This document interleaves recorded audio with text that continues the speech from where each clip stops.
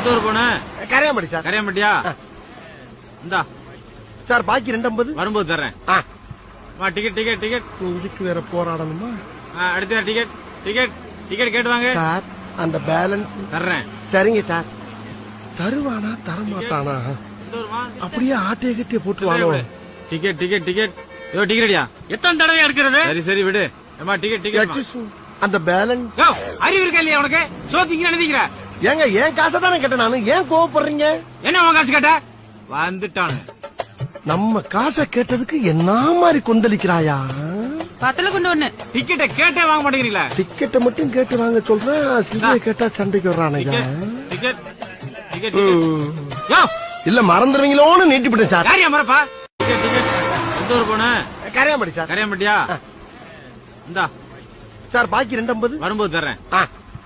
Ticket ticket ticket.